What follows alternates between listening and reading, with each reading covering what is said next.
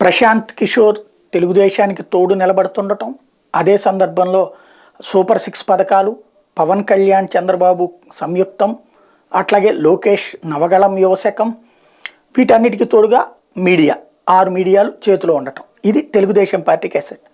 మరి జగన్ పని ఏంటి?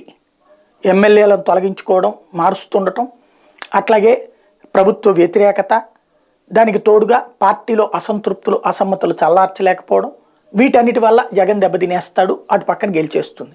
మరి జగన్ అంత అమాయకుడా? పోయిన చోట ఎత్తుక్కున్నాడు. ఏ కాంగ్రెస్ పార్టీ తనను అవమానించిందో ఆ కాంగ్రెస్ పార్టీని తొక్కిన ఆరదీసినాడు.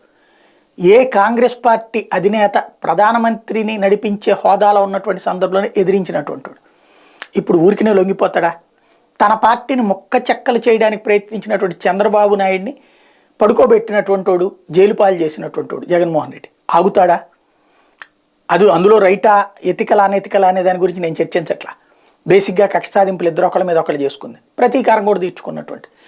రెండో పక్కన వచ్చేటప్పటికి మార్పులు అంత సిల్లీగా చేస్తున్నారు. ఎందుకు భారతీయ జనతా పార్టీ 100 మంది ఎంపీలు మారుద్దాం అనుకుంటుంది?